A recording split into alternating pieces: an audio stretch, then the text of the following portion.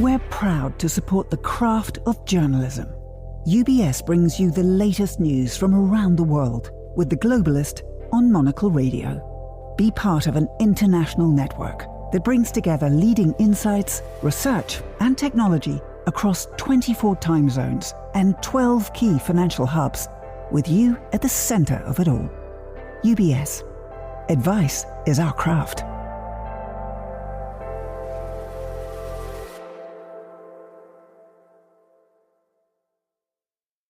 You're listening to The Globalist, first broadcast on the 12th of May 2025 on Monocle Radio.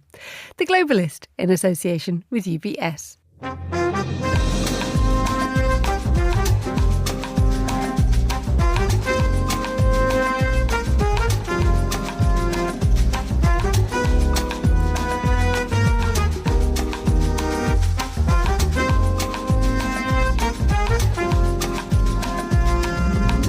Live from London, this is The Globalist with me, Emma Nelson. A very warm welcome to today's programme. Coming up, Vladimir Putin says it's time to talk directly with Ukraine. We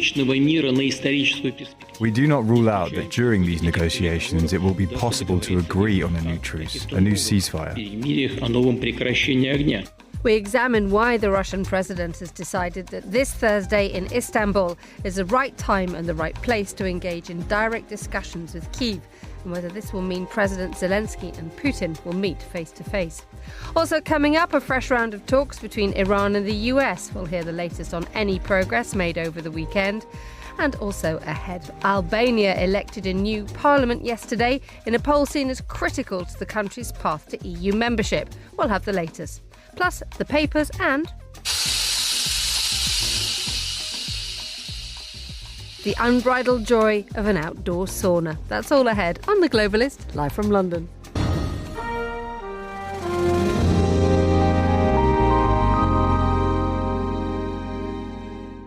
First, a quick look at what else is happening in today's news. The US and China are due to make an announcement following what's been described as successful talks to solve the crisis on tariffs. Hamas says it will release the final remaining living Israeli-American hostage as part of efforts to reach a ceasefire deal in Gaza. And the US president says he has no problem accepting a Qatari plane as a replacement for Air Force One. Stay tuned to Monocle Radio throughout the day for more on these stories. But first, so, for the first time since Russia's full-scale invasion of Ukraine, a date has been set for a potential face-to-face meeting between Vladimir Putin and Volodymyr Zelensky. It's scheduled to happen on Thursday in Istanbul. The date and location were the Russian president's suggestion, but very soon afterwards, President Zelensky challenged Putin to make good on his promise as long as there was a truce. Well, I'm joined now by Mark Galeotti, who's a political analyst and author of Putin's Wars from Chechnya to Ukraine and a regular voice here. Very good morning. Welcome back, Mark. Good to be here. So is this actually going to happen? Well, that's the question. You see, Putin never actually said that he would be going to Istanbul. He just simply proposed talks. And to a degree, Zelensky is trying to up the ante by saying, I shall be there, are you? And if the Russians just send a delegation of experts or whatever, remember, usually it takes weeks for the security arrangements for any Putin visit to be sorted out. Is Zelensky going to be willing to talk to a second stringer? There's an element in which both sides are really playing to an audience of one, that is Donald Trump, trying to show that they're more willing to talk than the other. And so, look, I would say it's no more than 50-50 that there will actually be talks on Thursday. The interesting thing about this is, as you said, that it's the Donald Trump issue, isn't it? The fact that Vladimir Putin has said that there will be talks on Thursday, and then Volodymyr Zelensky said, I'm not going unless there's a truce. It was at that point that Donald Trump gave him a prod and said, no, you're going. Yes, it seems to be almost like a parlor game that whoever speaks last gets Trump to basically endorse their position. Because originally, Trump had endorsed the European call on Saturday for a 30-day unconditional ceasefire that Putin was responding to. So, yes, there is this whole battle for Trump's ear. And, you know, at present, as I say, he was the one who prodded Zelensky into action. And this is why I think Zelensky is hoping that if he turns up in Istanbul but Putin doesn't, then he will once again be the favoured son. But it is a rather ridiculous way, quite frankly, to be handling negotiations to try and end a ghastly war. Indeed. And there is that huge question about how much good faith there is in any of this, especially from the Russian side. Yes, but the thing is, I think good faith is in some ways overestimated. Look, any meaningful negotiation, any meaningful deal has to have guarantees. You can't just simply create a peace process which depends on good faith from Putin, because it is clear that Putin cannot be trusted in that. That's why, whether it's in terms of Western guarantees of Ukrainian sovereignty, provision of weapons or whatever else, there have to be mechanisms built into the very process. Ultimately, you need to make these deals with people with whom precisely you cannot have any kind of trust. So there has to be ways of forcing trust. And do we know what ways of ensuring trust there are available, given the fact that Vladimir Putin has outright ruled out the prospect of any kind of international troop presence being in Ukraine? NATO is clearly a big problem for Putin as well. Well, yes, and to a degree, we could see non-NATO forces. I mean, the Russians are quite cunning in how they tend to kind of write little potential loopholes into their statements. They're absolutely opposed to NATO troops, which is why this whole notion of a coalition of the willing, based around a sort of an Anglo-French force, is looking a little bit threadbare. It's not impossible that it might have some role, because ultimately Putin won't get all the things he wants to get, but otherwise it might be some kind of international force. But again, when it comes down to it, we're back again to this point about the Americans. I mean, it is clear that the Europeans will not deploy forces into Ukraine unless they have American backing. And so far, at least, the Americans look rather unwilling to offer that. So, at the moment, in some ways, we're still at the kind of the fantasy treaty level, in which everyone is kind of making up potentials. And until we have genuine negotiations to really test them, to find out exactly what the claimed red lines of Putin's really are red lines, and likewise how Ukraine's security genuinely can be guaranteed, it's impossible to say. And this is why, look, in fairness, despite all the various questions about it, the idea that there can be some kind of negotiations in Istanbul, whether it's between Putin and Zelensky directly, which is unlikely, or whether it's between delegations of people who are just more sort of functionaries and actually can get involved in the nitty-gritty, that is a step forward. Indeed. And in that context, do we know what, if any, progress could be made on Thursday? Well, you see, at the moment, the Russians are essentially saying we should take up where previous negotiations in Istanbul in 2022 left off. Now, the thing about those negotiations, there's a bit of a myth sort of circulating that sort of basically Ukraine was ready to sign and then Boris Johnson came and told them not to. That is nonsense. Essentially, they had agreed all the easy stuff, and the difficult stuff, particularly about sort of security guarantees and Russia's demands for Ukraine to essentially give up any sense of joining not just NATO, but also the European Union at the time. Well, those were the real sticking points. If they return, the question is, do the Russians just simply reiterate their demands, in which case, frankly, this just will become an exercise in futility? Or have they sort of developed any kind of new lines in the intervening years? Because the interesting thing is, of late, they have been suggesting that although they're totally opposed to NATO membership, EU membership would be, from their point of view, acceptable. So there may be some scope. But really, it depends on whether the Russians are willing to move at all from their 2022 position. And indeed, when you talk about the future destiny of Ukraine, where under which wing it shelters, is there a sense perhaps that with this challenge to meet on Thursday, without guaranteeing that 30-day truce, which is what the coalition of the willing were talking about so vehemently on Saturday, Vladimir Putin could be very cleverly dividing the United States and Europe? Yes, but the only good thing about the fact that sort of Trump flip-flops on an almost daily basis is precisely that today's division is tomorrow's unity. Yes, of course, Putin is trying to do everything he can to essentially play Trump off against Europe. And in many ways, because Trump is also deeply suspicious about the EU on trade and other issues, that's actually easier than it should be. But the point is, as I say, is that the virtue is that Trump's positions are always temporary. So what happens on Thursday may not affect what happens Thursday week. Explain how the rest of the world is sort of jostling or could react to this, given the fact that the Ukraine war has been the great dividing point between the West and pretty much everybody else in that sort of new transactional relationship. The focus on Istanbul is huge as well, isn't it? The role that it now could play in being one of the great peace brokers. Yeah, so this is something that Turkey's President Erdogan has actually played very cunningly, this role as a bridge. Remember, Turkey is a NATO member, though not an EU member. And so, nonetheless, he's able to maintain quite good relations with her fellow strongman, Vladimir Putin. But in this context, on Friday, we had the big Victory Day celebrations in Moscow. And what was striking, that there was President Xi Jinping of China.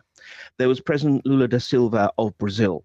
There was going to be Narendra Modi of India, though he didn't go because, well, he has the risk of a thermonuclear war on his agenda. So there are rather more important issues. It was quite striking the degree to which there was this lineup of the rising powers of the global South that weren't necessarily Russian allies in every case, but certainly do not want to get involved in on the West's side. So I think from Putin's point of view, it's quite striking that the Russians now use the term the world majority when they're talking about the global South. He is very much trying to essentially draw on the fact that a lot of countries, they may not support Russia, but they are fed up with what the West has been doing. They're fed up with secondary sanctions by the United States and such like. And so, in this respect, Erdogan is convening in some ways a sort of a meeting which is more of an intervention. This is not just simply about the West plus Ukraine against Russia. It's also a large proportion of the world are simply saying, for God's sake, get your act together. This is bad for everyone. Mark Goliaty, thank you so much as ever for joining us on Monocle Radio. You're listening to The Globalist.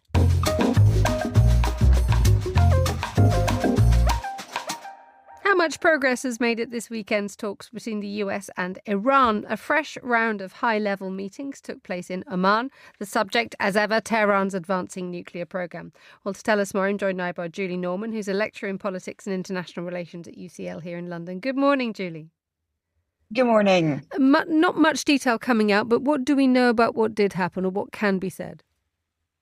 Yeah, so I would say the good news is that the talks do plan to continue. There will be yet another round of negotiations. And some of the comments coming out of this round were difficult, but useful and encouraging. And I think we're really starting to get a little bit more into the red lines of what both Iran and the US want. So there's some encouragement. At the same time, those red lines are quite far apart. And most crucially, the U.S. seems to still be pushing the hope for completely ending Iran's uranium enrichment, destroying their facilities, having them surrender their stockpile, whereas Iran is saying, look, we're willing to negotiate on scale, amount, levels, but we're not giving up the program. So I think that's where the sticking point is now and likely where it will remain for some time. The interesting thing is that this is still now indirect discussions, but there has been an introduction of direct discussions introduced as well, haven't there? That's right. So these are usually framed as indirect. So a sort of, Oman mediators being kind of go-betweens between the two delegations. However, there have been top-level conversations between the U.S.'s chief envoy, Steve Witkoff, and Iran's foreign minister, Araghchi. So those are happening in the midst of these more broad indirect discussions. And we're now in the stage that this is the first of what is hope. No, we're several sets of discussions in now. And this is where the detail has to come out, because you can set the groundwork for only so long. So do we know what elements of detail now are going to be addressed or have been addressed this weekend? I would say you're exactly right, because it's one thing to, get both sides to say we want to talk, and that in itself is a major accomplishment. But we should remember the last nuclear deal back in 2015 took 2 years to negotiate those technicalities. And we're really just starting to scratch the surface here now. And again, what a lot of that relates to is pretty much the level of enrichment of this mineral uranium that is used to develop both nuclear power and also nuclear weapons. Iran maintains that their uranium enrichment is just for civilian purposes, for nuclear power. That's allowed under the Nuclear Non-Proliferation Treaty, whereas the U.S. and much of the international community fears that these uranium enrichment levels are much higher and very close to bomb-grade uranium. So where most of these negotiations are going to focus is on how high that uranium can be enriched for civilian or weapon grades purposes. And then again, I think the real crucial thing is if that civilian program will be allowed to maintain, as Iran says is a red line for them, or if the U.S. demands that all enrichment is stopped and ceased in Iran, which is something that the U.S. is holding to. All the while that we're having these discussions that are moving forward, the Trump administration just keeps piling the sanctions on Iran, and that is angering Tehran, isn't it? So the context, the setting around this is still not a sort of a positive one. That's right. And I would say going into this week's talks, I think there were some questions about how serious the U.S. really was about these talks. There had been some postponements. Trump is, as you said, meanwhile, putting this maximum pressure campaign on Tehran by tightening what are already very severe sanctions and pressure in that way. And at the same time, hovering in the background had been very clear messaging from Trump as well as from Israel that if these talks don't yield an agreement, there will be military options that will likely be considered very quickly. And so there's a lot of pressure on these talks, a real sense of squeeze, I would say. And I think Iran has been really trying to push to make sure these are actually legitimate, that there's some sense of equal footing on these talks if they're going to move forward in any kind of meaningful way. And the wider context of this, Julie, is the idea that actually the stopping of Israeli action against Tehran is front and center of everyone's thoughts. Well, that's exactly right. So that has been the very clear threat, if you will, to Tehran, that if these talks fail, if there's no agreement, then they can pretty much expect Israeli military action against their facilities, which may or may not be supported by the U.S. I would point out this is something that many in the Israeli government have been kind of pushing for some time, really since the autumn. The Biden administration was not willing to support them at that time on those kinds of operations. Some thought that Trump would automatically greenlight that. He hasn't. He says he also does not want to go that path if a diplomatic solution is possible. But I think the worry from some is that these negotiations would be set up to fail, if you will, to allow for that military option to take place. But so far, we do see them moving forward. The U.S. team does seem committed to this route, at least for now. And again, I think the question, as we've heard around many other conflicts too, is how long Trump will stay committed to this route, just knowing how unpredictable he can be with his foreign policy commitments. That said, the unpredictability of Donald Trump may be one thing, but let's just look at what is happening in the news at the moment. We have a moment ago, we were talking about how the Russians and the Ukrainians may be meeting this week in Istanbul, and Donald Trump taking a direct involvement in sort of trying to get people to actually get in the same room. We're talking about the US and China having discussions to stop trade wars. We are now talking about the US and Iran. For better or for worse, the United States is going out there and trying to solve some problems, some of which self-made. But is there a sense that the United States is actually getting stuff done? Yeah, I think there's two ways of looking at it. One is credit where credit is due, actually breaking some of these long-lasting stalemates on various different conflicts, trying to try different ways of thinking, trying to push things to some kind of new reality. And I think that first step is an incredibly important one to take.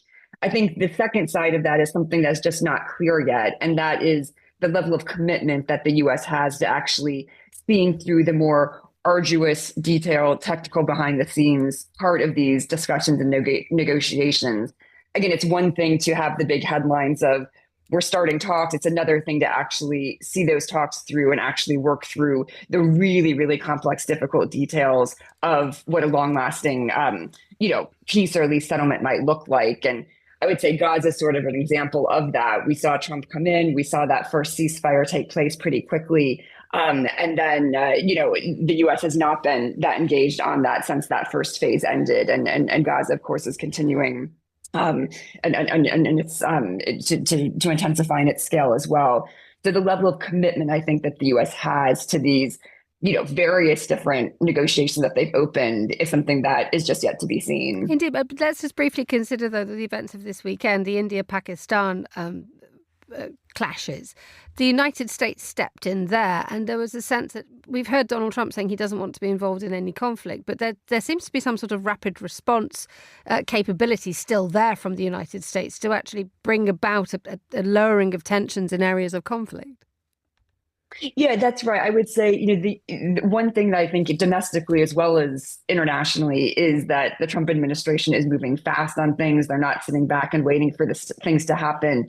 And there's also this more sense of a credible threat from the U.S. these days, whether that is for supporting military action, whether that's for the tariffs and economic pressure, which is more where Trump leans in. But there is a sense that the U.S. can and will use its leverage to push, allies, partners, and even adversaries to do what they want at times. And so I think there's that pressure is just felt much more quickly than this idea of, weeks or months of summits and meetings. It's the idea that if the U.S. wants something, they're going to push for it and put the pressure on you very quickly. Julie Norman, thank you so much for joining us on Monocle Radio. Still to come on today's programme. Thrown back into the spotlight this week amid escalating Indian-Pakistani tensions, GPS signal jamming emanating from conflict zones in the Middle East, the Black Sea and Kashmir is increasingly rerouting civilian aircraft. Monocle's Julia Lassica will look at whether retro technology could be the answer to airspace disruptions caused by modern-day warfare. Stay with us on The Globalist. Craft is its own reward, which is why at UBS we're honoured to work alongside over 50 of today's leading Nobel laureates, each an expert in the art of economic science, bringing you engaging discussions, actionable insights, and inspired solutions, all focused around the questions that shape our world today. For a better outlook, find a Nobel perspective. UBS. Banking is our craft.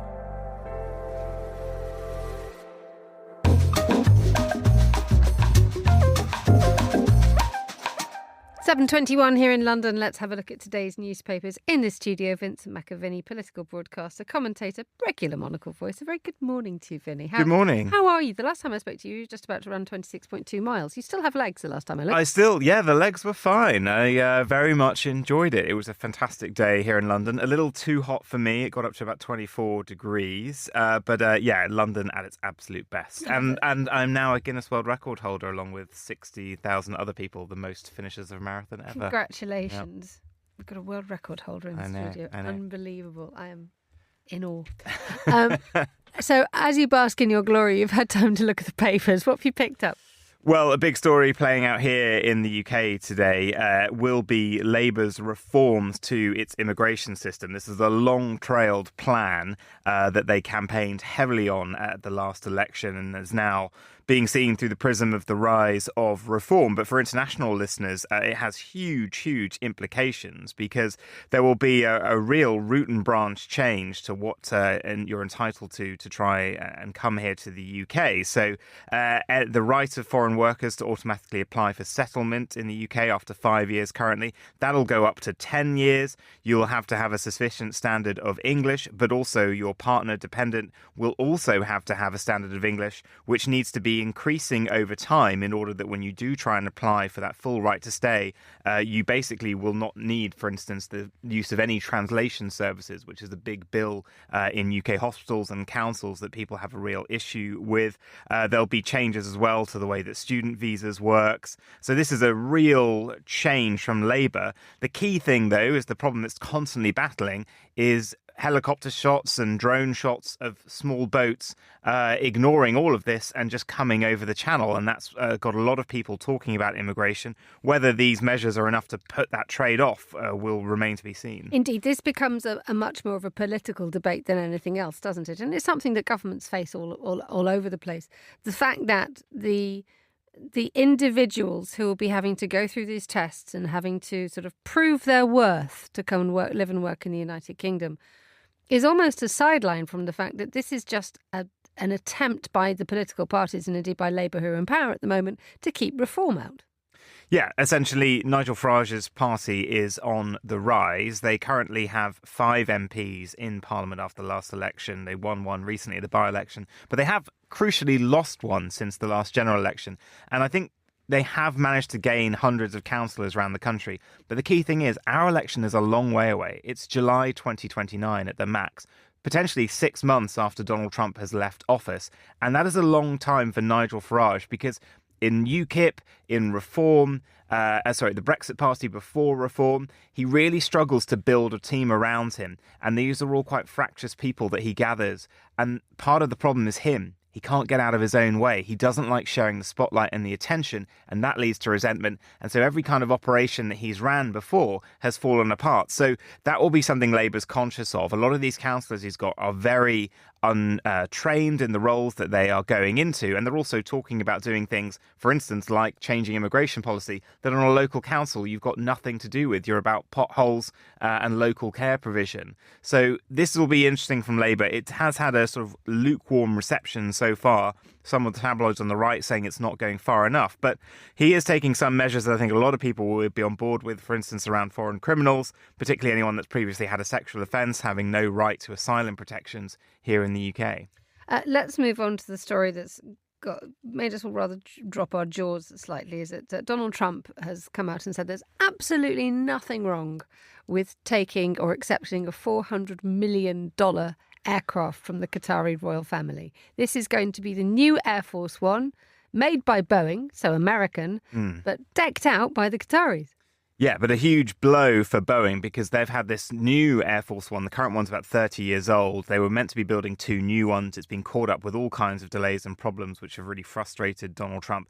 And so this remarkable story that he'll be getting a 747-8 plane donated from the Qatari royal family. It'll be upgraded to serve as Air Force One. So they'll have to spend money putting all kinds of communication systems, defensive systems into this plane. But it raises huge questions on the ethics of the gift, on the security, and what will happen afterwards. I mean, the ethics of the gift, this is the biggest grift we've ever seen of a global leader. I mean, this is pay to play, gifting someone an aircraft of this size. And they're not gifting it to the United States. They're gifting it directly to Donald Trump. So what are they going to get in exchange? That's the first question, of course, on many Americans' lips. But also, is it exploiting the presidency to get this? Because what they're saying is it'll go to the Trump Presidential Library afterwards. Now, I love presidential libraries. Don't get me wrong. I've been to several of them. I really recommend the best one, the most Hollywood one, is the Reagan one outside of LA. It is incredible. And it has an old Air Force One in it, the previous Air Force One. And you can walk through it and go around it, and it's great. But Donald Trump didn't actually, after he lost the first time, he didn't do all the procedures needed to start setting up a presidential library. And it's a sort of, you have to get the funding yourself to do it. And so, whether or not Donald Trump will actually allocate the right money to do this will remain to be seen. But the idea that he's going to take a new plane upgraded like this and just shove it in a library and not use it himself for decades when his old plane is an old banger, essentially, I don't think so. So there's questions as well about what happens to the next president, because what are they going to fly around in if the new Air Force One, the proper one, isn't built yet? So, I mean, if you're an American and your grocery prices are going up, inflation's going up, and jobs are, becoming more scarce and unemployment is rising, and you're seeing your commander-in-chief accept a gift like this from a foreign state, you must be wondering who he's working for. And it ties in, and there's a really big article in the Financial Times today about the fact that Trump's on his way to the Middle East this week. And it says Donald Trump seeks bromance and billions. The fact is, and I think there's a former US diplomat who basically says that Trump will be flattered from start to end, that effectively this is just a big shopping trip, isn't it? Or not even shopping. This is he's just going to sit back and wait for people to give him things. And I'd love to see shots of the rooms that he and his administration will be staying in before they arrive, because when you go into what the Obama staffers talks about in some of their books and interviews since, they talk about going to countries in the Middle East and getting to their hotel room and there just being boxes left there and opening them up, and there being, Rolexes or diamonds or all kinds of things like that, which they then immediately have to report to the team, and they're all given back and said, no, this is not how we operate. So it is just going to be a remarkable week to watch him. And I'm really curious because this slightly has been buried. There's been a busy week of news going on. When he announced last week that tariff deal, not a trade deal, with the United Kingdom, he teased, we've got a big announcement, the biggest thing going, wait till you hear it, da-da-da. And I'm thinking, many people thought, is he some breakthrough on a peace deal or what is it going to be? But I think it's just the fact that he knew he was getting a big-ass plane and he was just so excited about it. I think it's amazing. And I also have an awful lot of time for the poor person who's got the Excel spreadsheet in front of them having to log what Donald Trump will be given. Vincent McAviney, we'll have to leave it there. Thank you so much. You're listening to The Globalist with me, Emma Nelson. The time here in London is 7:30. A quick summary now of the rest of today's headlines. The US and China are due to make an announcement following what's been described as successful talks to solve the crisis on tariffs. Asian markets have rebounded in response. Hamas says it'll release the final remaining living Israeli-American hostage as part of efforts to reach a ceasefire deal in Gaza. Israel says it's been informed by the US that the latest release of Eden Alexander will take place without precondition. People are voting in the midterm elections in the Philippines, with a feud between President Ferdinand Marcos Jr. and the Vice President Sara Duterte at the centre of the campaign. At stake for Marcos is his legacy. Duterte's political survival is hanging on the vote, with an impending impeachment trial. And the US President says he has no problem with accepting a Qatari plane as a replacement for Air Force One. The Qatari royal family says it plans to offer the outfitted Boeing 747-8 aircraft as a gift. The plane would be one of the most valuable gifts donated to the US government in history. It would eventually go to Donald Trump's presidential library after he leaves office. This is The Globalist. Stay tuned.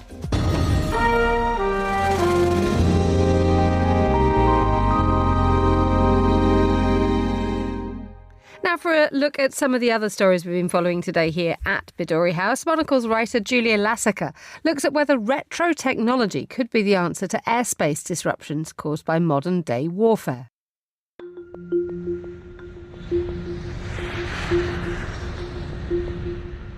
As you take off from the runway, the world's problems seem to shrink and fade away along with the towns and cities lost in the clouds. But one issue continues to plague commercial aircraft long after its ascent.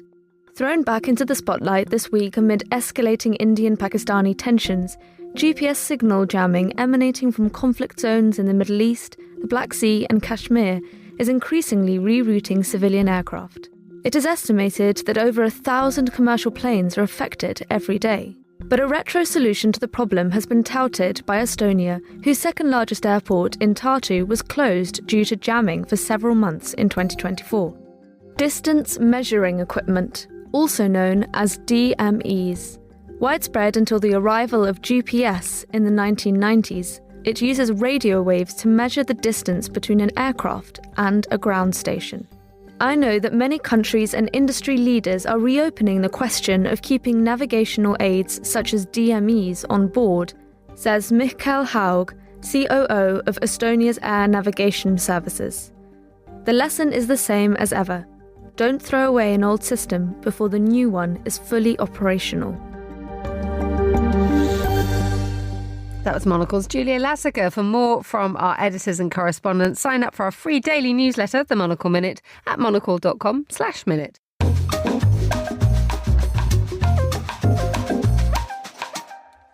It's 8:33 a.m. in Tirana and 7:33 a.m. here in London. Now, Albania went to the polls this weekend to choose a new parliament. The Prime Minister, Edi Rama, was seeking an historic fourth consecutive term. But with no exit polls or results yet published, we are still not sure who won. The election is seen as critical to Albania's path towards European Union membership. Well, to tell us more, I'm joined now by our Balkans correspondent, Guy Delorny. A very good morning to you, Guy. Morning, Emma. Morning, all. What is the latest? Well, we have got some partial results, which are based on a portion of the votes cast, and it's looking very good for Eddie Rama at the moment. I mean, I have to say, in terms of the exit poll, we didn't have an official one, but there was one done by the Albanian Post, which indicated that Eddie Rama and the Socialist Party were going to get more than 50% of the vote. And the partial results so far seem to be indicating that, if anything, was underestimating the strength of Eddie Rama's support in Albania. So what we've got at the moment, if things continue the way they're going, the Socialists will end up with 53% of the vote, with the right-wing opposition Democratic Party on 34%. So that would clearly be enough for the Socialists and for Eddie Rama to return to government and have an overall majority in Parliament. And Rama's pitch was that he would speed up the country's accession to the European Union. Now, this is a fourth consecutive term in power that could be on the cards for Eddie Rama. So one wonders what took him so long. Yeah.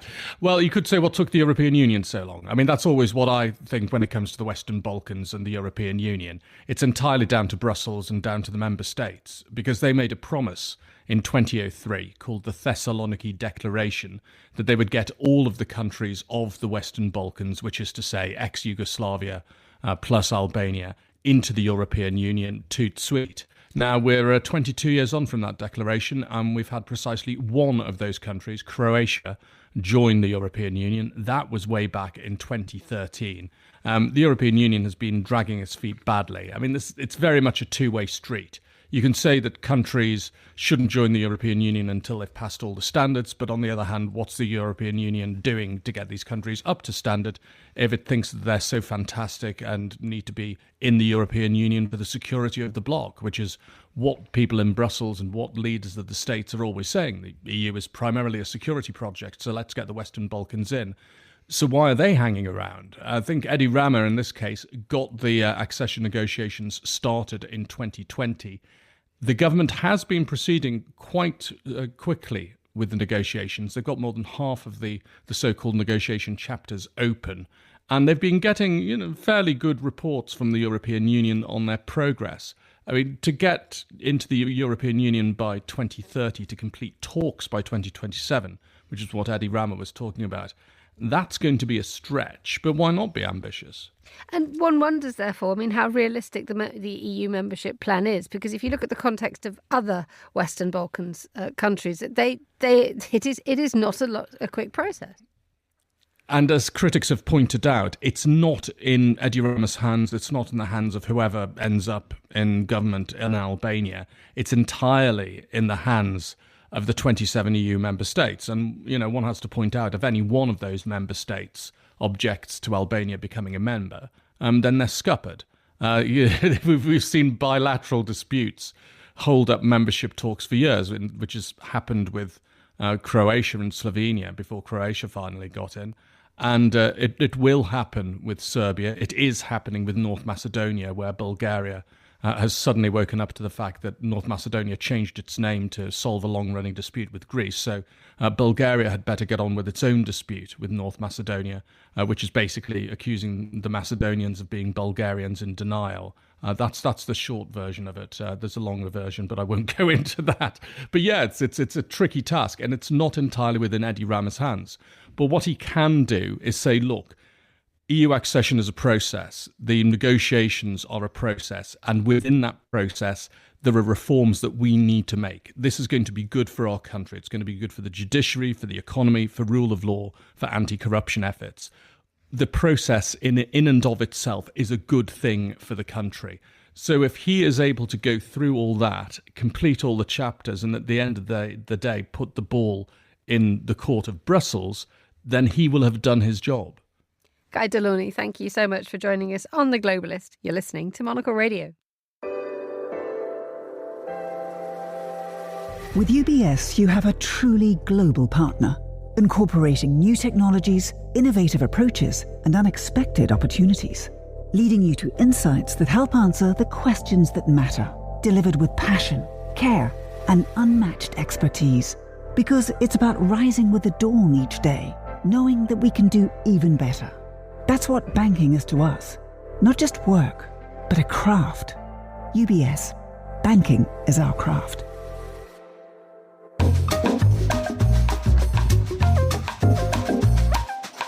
7:39 here in London. Now, are we seeing the first effects of the tariff agreement between the US and UK start to flourish? British Airways parent company IAG has placed an order worth $13 billion from the aircraft giant Boeing.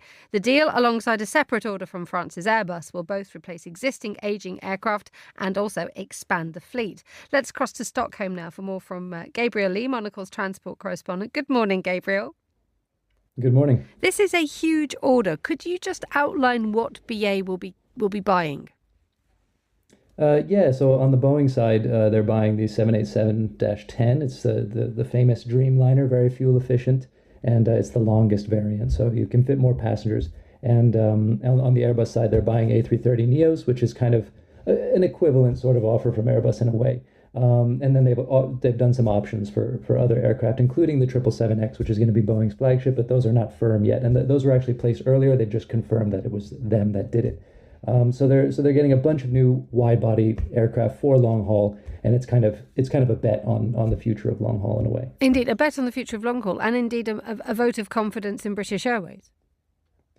Yes, and also across the IAG group. So some of these aircraft will be going to the likes of Iberia or Level, the discount carrier, and we'll see the mix later on as they come in. It's important to remember, of course, that right now it's very difficult to get aircraft delivery slots, despite sort of the current feeling of softening demand. Maybe there's recession on the way, the tariffs are putting pressure. It's still very solidly booked order book, so airlines will need to be thinking about these things many years down the line.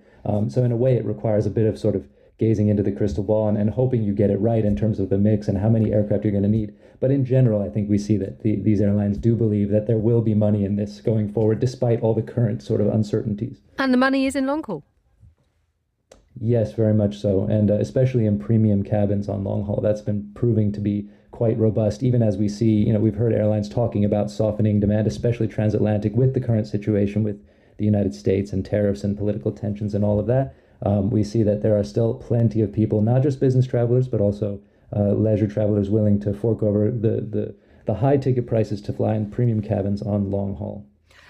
Can Boeing and Airbus deliver this? I mean, you talked about the fact that airlines have to anticipate years in advance now for what they believe their order books are going to need.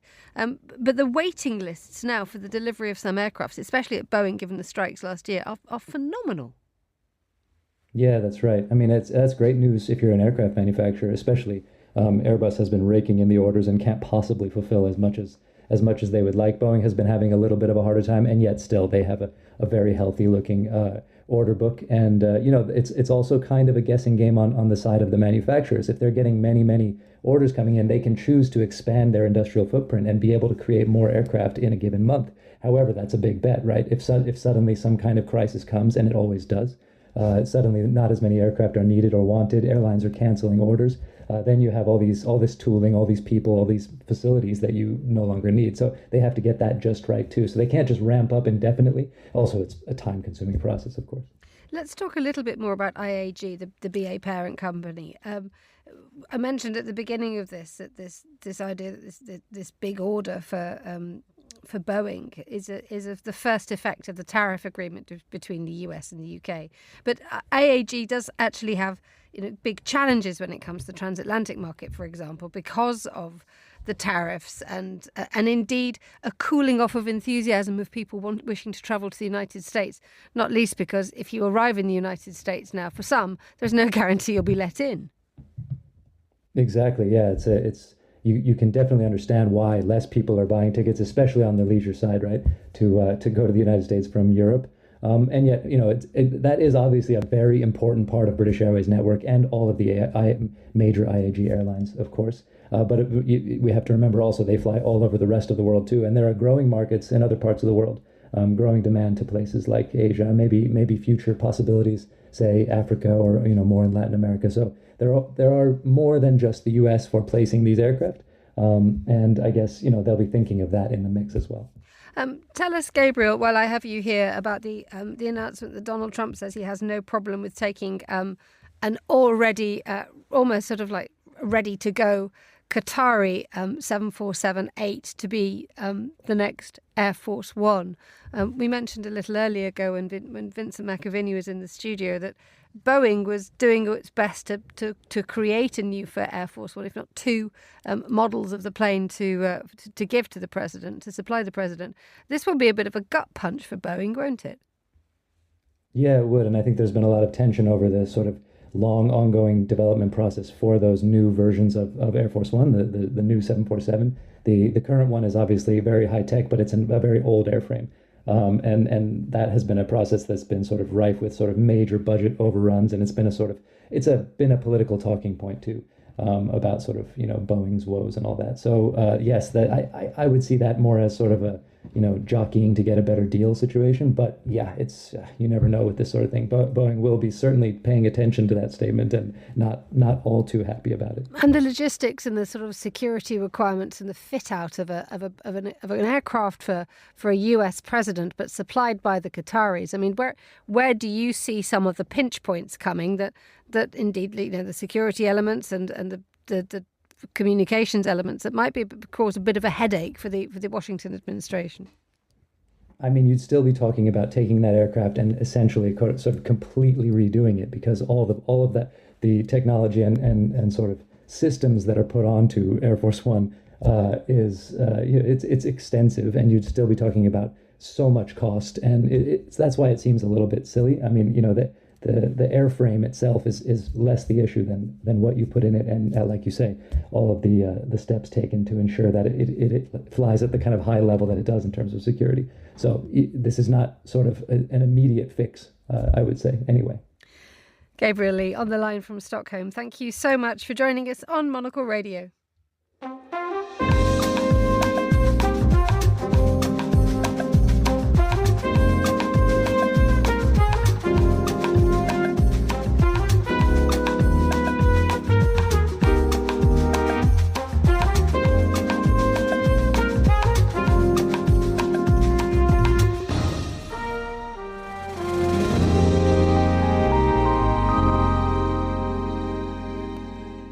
7:46 here in London. Time now to talk fashion and retail with Rebecca Tay, retail expert and brand consultant. A very good morning to you. Good morning, Emma. The Monday morning crisp white shirt. There is nothing that can be wrong. She's walked in looking ready for the week, everybody. And there's now inspiring everybody to go and dig the crisp white shirt out of the wardrobe.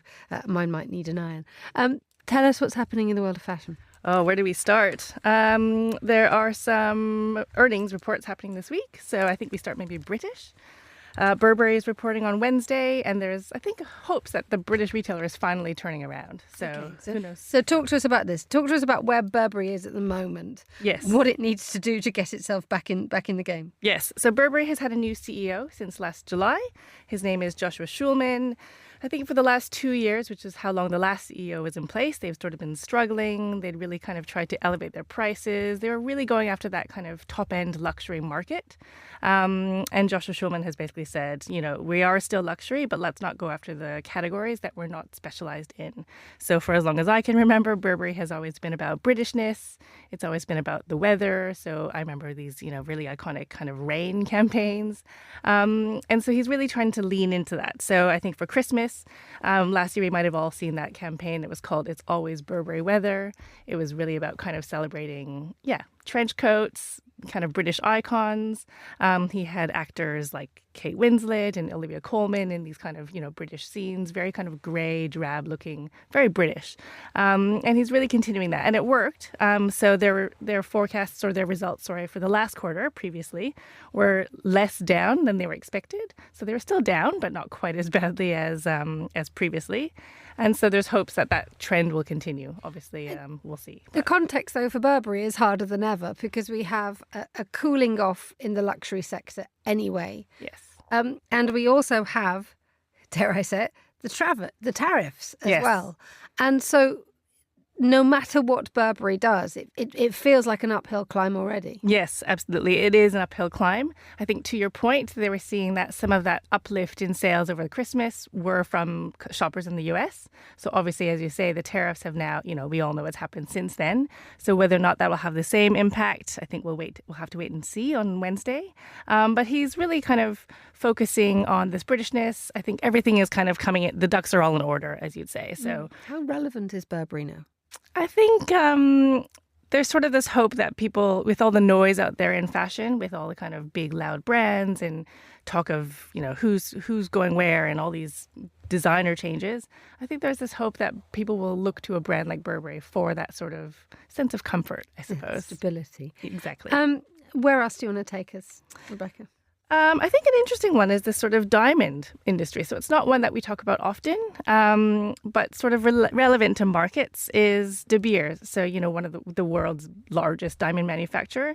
They've actually just announced plans to shutter Lightbox. So Lightbox was their sort of lab-grown diamonds jewelry brand, and it was basically the way that they were marketing and selling lab-grown diamond jewelry. So rather than diamond rings made from natural diamonds, they were diamond rings and earrings made from diamonds grown in the lab.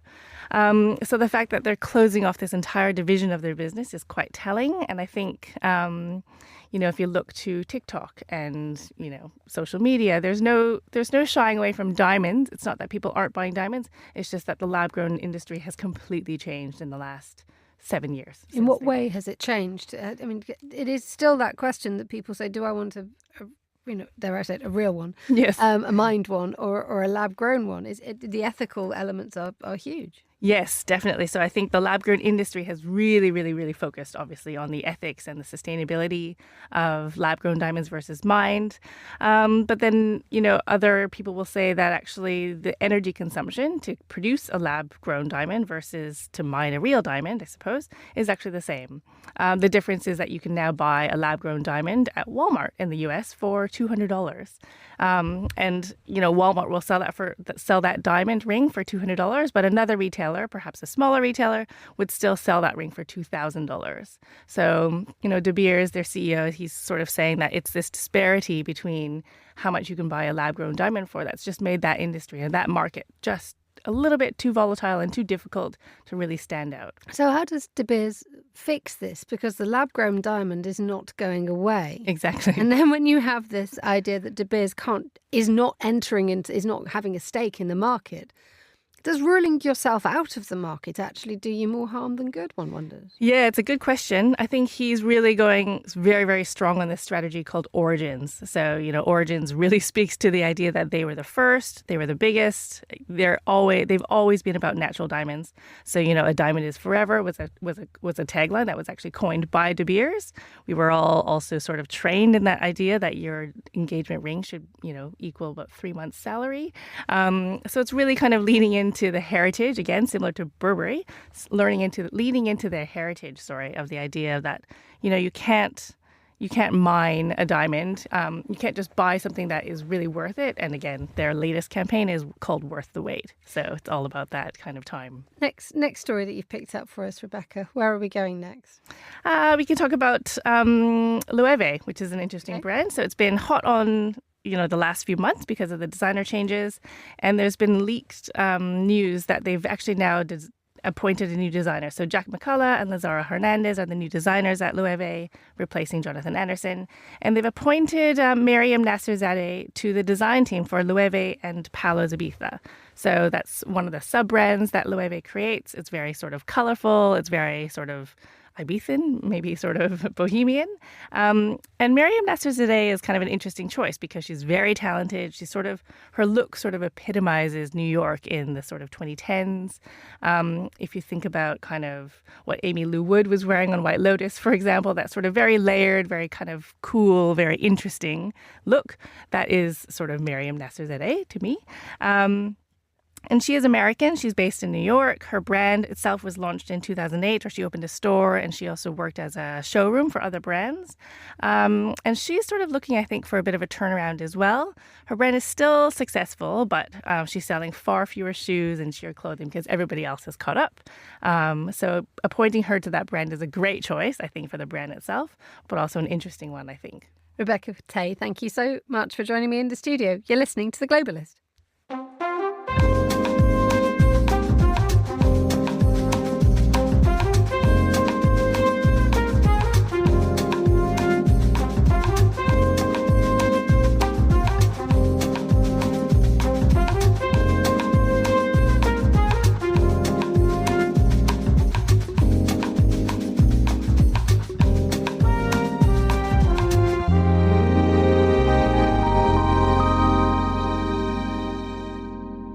Finally, we're no strangers to a sauna here at Monocle in all shapes, forms and setting. Well, my final guest is such a fan of a wild sauna, one that happens outdoors, that she's written a book about it. Emma O'Kelly is ambassador of the British Sauna Society, what a job, and author of Wild Sauna. She joins me now. Good morning, Emma. Good morning. What is a wild sauna?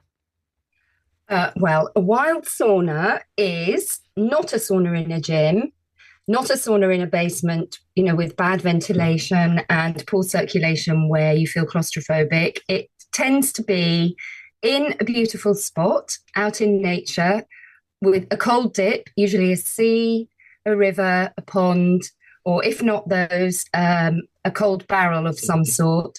And it's immersed in nature. Those are the defining features of a wild sauna. And how do you get a wild sauna out? Well, how do you get a sauna out into the wild? I mean, there are tales of people having saunas in horse boxes. Exactly. Lots of people on the wild sauna scene are extremely innovative when it comes to design. They convert all sorts of things into saunas. Horse boxes was a bit of a trend from 2019, and it started down in Brighton. And as a result, the whole of the Sussex coast is dotted with horse boxes, which then evolve into kind of trailers, which evolve into bigger spaces. But there's also little barrel saunas. I mean, pretty much anything can be turned into a sauna if you've got the right skills to do it. Did you say they do that in Finland? you did say the horse box was 2019. For the discerning sauna scene member, what is the 2025 sauna of choice? Well, I think it starts, an entry-level sauna is a little barrel sauna, typically imported from Latvia and Lithuania in this country. But when you've become a bit established, it becomes a trailer, I'd say. Quite often, as a sauna grows, so, the bench numbers need to be bigger, so they evolve from a horse box into something a bit more substantial. But often these saunas need to be portable because quite often councils make them move from spot to spot. So they tend to not have any foundations and just scale up as the businesses grow. How did you fall in love with the wild sauna? What happened to you? Well, I wrote a book in 2022 called Sauna, The Power of Deep Heat, when I went around Finland, worked with a Finnish photographer, and we went to the Baltics and Scandinavia. And that, for me, was my first entry into what a proper sauna is. I didn't know that at all, but that was when I discovered what it was. And then on the back of doing that book, I got commissioned to do the Wild Sauna book, which just focuses on the UK. And it was good timing because when I started the book in February of 2024, I had 80 saunas on my list. And by the time I filed in February of this year, I had 189 saunas in the book. And they're opening every day. It's booming. And it's a wonder, and this is absolutely wonderful to hear. And it's clear that you absolutely adore it. And as a Brit, are you representative of a new age of sauna lovers? Because, dare I say it, we tend to stay indoors and keep our clothes on. Absolutely. I would say I am, yes. But what's interesting is it appeals to everybody. It's, I'm a cold swimmer, and typically in the UK, this scene has been started by the cold swimmers because they'd go swimming in the beaches and the rivers, and the saunas would be there to service them, to warm them up afterwards. But it's evolved. It's everyone now, Gen Z, millennials, older people. It's appealing to all sorts, this new wild sauna scene. And I think it's to do with social wellness and connection in real time and everybody longing to meet and do something together that doesn't involve drinking or, going to the pub. And it does seem to actually be a kind of social phenomenon. Emma O'Kelly, thank you so much for joining us on The Globalist. And that's all the time we have for today's programme. The warmest of thanks to all my guests and to the producers, Hassan Anderson, Tom Webb and Carlotta Rebello. Our researcher is Francesca Gilks. Our studio manager is Mariella Bevan. After the headlines, more music on the way. The briefing is live at midday here in London. Hope you can join me for that if you can. And The Globalist is back at the same time tomorrow. But for now, from me, Emma Nelson, goodbye. Thank you very much for listening.